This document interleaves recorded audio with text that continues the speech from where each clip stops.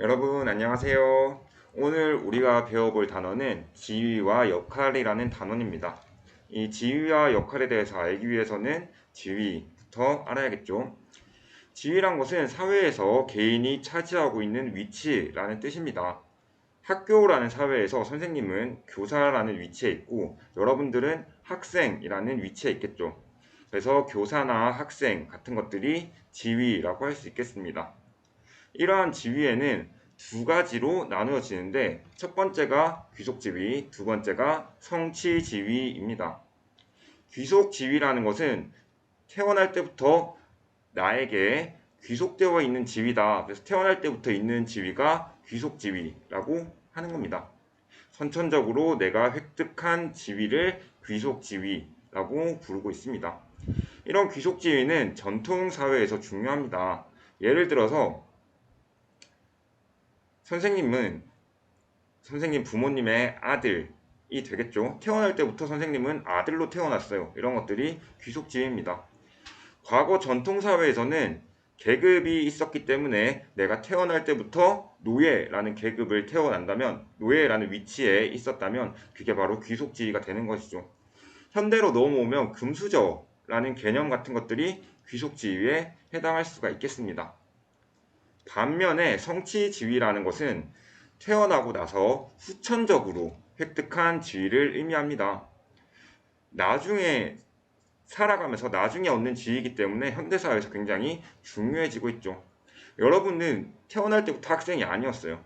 살아가면서 학생이라는 위치를 얻었기 때문에 이 학생이라는 것은 성취지위가 되는 것이죠. 엄마 역시 마찬가지입니다. 태어날 때부터 엄마인 사람은 세상에 없겠죠. 이렇게 엄마라는 지위 역시 나중에 후천적으로 생기는 위치이기 때문에 성취지위에 포함이 됩니다. 교사라는 지위도 마찬가지로 성취지위에 포함이 되는데 이 교사라는 지위는 교사가 되기 위한 시험을 치고 이 시험에 합격해야지 교사가 되는 거예요. 그래서 후천적으로 살아가면서 획득한 지위이기 때문에 성취지위에 포함이 됩니다.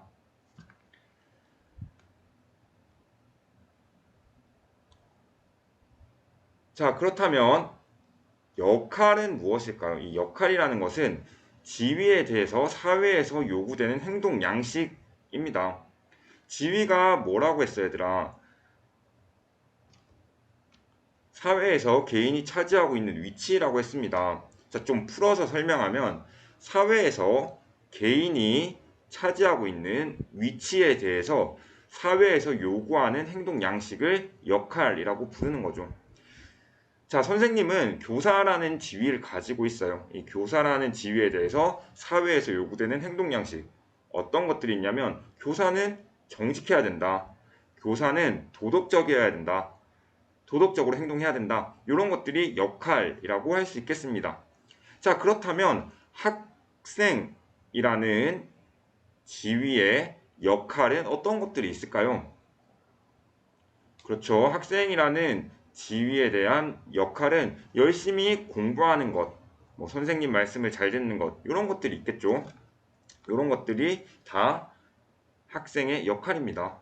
이렇게 담배 피고 다른 친구들 돈을 뜯고 땡땡이를 치고 뭐 이런 것들은 학생의 역할이 아니겠죠. 사회에서 학생한테 요구되는 행동 양식은 바로 이렇게 공부를 열심히 하는 것이겠죠. 자, 이런 역할, 사회에서 지위에 대해서 요구되는 역할은 다들 같을 거예요. 예를 들어서 학생이라는 지위에 대한 역할은 공부를 열심히 하는 것 정도가 되겠죠. 그렇지만 역할을 수행하는 방식이 사람마다도 다르고 시대에 따라서도 달라집니다. 예를 들어서 똑같은 학생이지만 누군가는 담배를 피고 다른 애들 삥을 뜯고 이런 학생도 있지만 열심히 공부를 하는 학생들도 있죠. 사회에서 요구되는 행동 양식인 열심히 공부한다 라는 역할은 같지만 이 역할을 수행하는 건 다를 수 있다는 얘기입니다. 심지어 공부를 하는 것도 그냥 책만 보는 친구들도 있을 거고 필기를 열심히 하는 친구들도 있을 거고 이렇게 수행하는 방식이 각자 다르다. 또한 시대에 따라서도 이 역할을 수행하는 게 달라지는데 과거의 학생이랑 지금의 학생이 공부를 하는 방식이 당연히 다르겠죠. 이렇게 사회에서 요구되는 행동 양식인 역할을 잘 수행할 경우에는 당연히 사회에서 상을 주겠죠. 보상을 받을 수가 있습니다. 그리고 모두가 이런 역할을 잘 수행하고 있다면 사회가 잘 굴러갈 수 있겠죠. 사회가 발전적으로 굴러갈 수 있습니다. 예를 들어서 학생 모두가 공부를 열심히 한다. 그러면 좋은 성적을 받는 보상을 얻을 거고요. 학교, 사회라는 곳이 잘 굴러갈 수 있을 거예요. 반면에 학생 역할을 잘 수행하지 못했을 경우, 이럴 경우에는 어떻게 하죠? 벌을 받게 됩니다. 예를 들어 학생이 공부를 열심히 해야 된다라는 역할을 제대로 수행하지 않고 공부를 열심히 수행하지 않거나 공부를 열심히 하지 않거나 담배를 피거나 불량한 일을 저지르거나 이러면 당연히 처벌을 받게 되겠죠. 모두가 대부분의 사람들이 역할을 잘 수행하지 않으면 당연히 사회가 혼란해질 수가 있습니다. 자, 이런 역할을 실제로 수행하는 거, 개개인이 수행하는 방식이 다른데 실제로 역할을 수행하는 그 개개인의 역할 수행 방식을 뭐라고 부르냐면 역할 행동이라고 부릅니다. 똑같은 학생이라도 이렇게 담배를 피고 불량한 학생이 있는가 반면에 공부를 열심히 하는 학생들도 있죠. 이렇게 역할을 실제로 수행하는 방식을 역할 행동이라고 합니다. 동일한 역할을 요구받아도 실제로 역할을 수행하는 방식, 역할 행동이라고 표현을 합니다.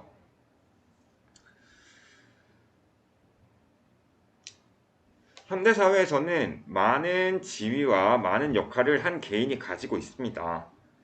선생님만 해도 여러분들을 가르치는 교사라는 지위가 있고요. 뭐 부모님의 아들이라는 지위가 있고 뭐 친구들한테는 친구라는 지위가 있겠죠. 뭐 이것처럼 여러 가지 지위를 많이 가지고 있고 이 지위에 따라서 역할들을 많이 가지고 있습니다.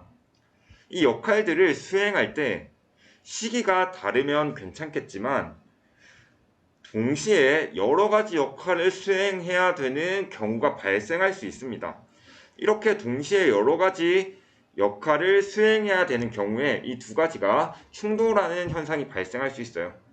이것을 역할 갈등이라고 부릅니다.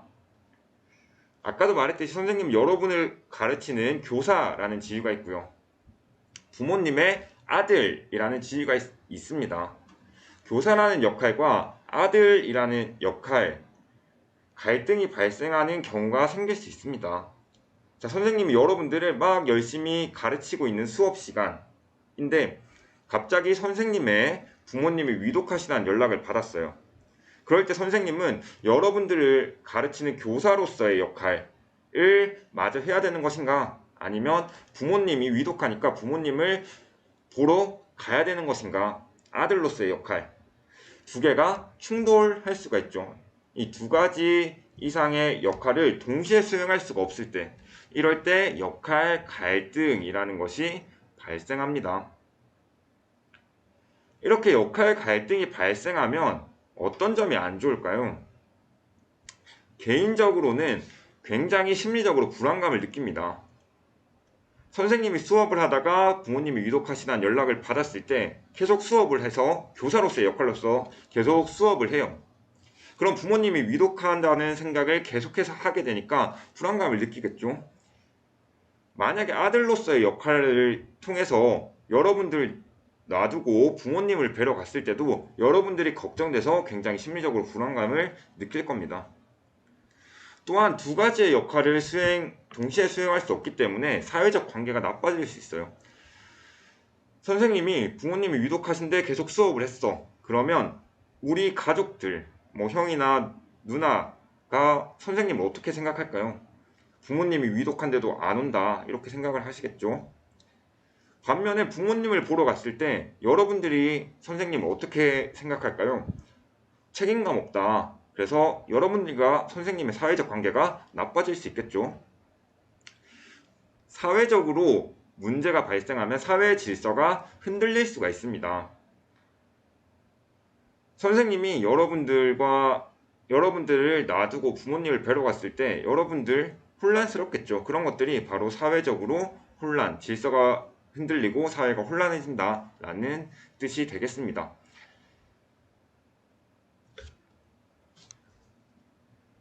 이러한 역할 갈등을 해결하기 위해서는 일단 갈등 상황을 명확히 분석을 해야 됩니다. 갈등 상황을 명확히 분석해서 내가 우선해야 될 역할을 선택을 해야 됩니다. 더 중요한 역할부터 우선순위를 정해서 더 중요한 역할부터 수행을 하는 것이죠. 뭐 예를 들어서 선생님이 아들로서의 역할이 더 중요하다라고 생각을 했다면 일단 아들로서 뭐 부모님한테 전화를 한다든지 아니면 가족한테 전화를 해서 수업 끝나고 가겠다 이렇게 얘기를 한다든지 이런 식으로 중요한 역할부터 우선순위를 정해서 딱 순서에 맞게 한다면 이 역할 갈등을 조금 해결할 수 있을 것입니다. 또한 이런 역할 갈등이 나한테만 있는 게 아니라 여러 사람한테 있어. 그러면 그 사회에서 법과 제도를 정비해서 역할 갈등을 좀 줄일 수가 있어요. 예를 들어서 위에 사진에도 나오지만 직장에서 업무를 하는 그런 직장인이라는 지위 역할과 아기 엄마라는 지위 역할이 충돌했을 때 개인만의 문제가 아니라 이런 충돌을 여러 사람이 다 같이 하고 있어. 직장인인 아기 엄마들이 다 이런 상황을 겪고 있다면 이런 상황을 대비해서 직장에서 빠르게 휴가를 갈 수 있도록 빠르게 조퇴를 할 수 있도록 해주는 법과 제도를 만든다면 역할 갈등이 조금은 줄어들 수 있겠죠. 이렇게 역할 갈등을 해결할 수가 있겠습니다. 선생님 학습지 아래에다가 상황을 하나 적어놨는데 그 상황을 잘 읽어보고 QR코드 찍어서 설문조사 우리 질문에 답을 해보도록 합시다. 오늘 수업은 여기까지 하고 다음 시간에는 사회 집단 그리고 이 사회 집단끼리의 사회 갈등에 대해서 배워보도록 하겠습니다. 안녕.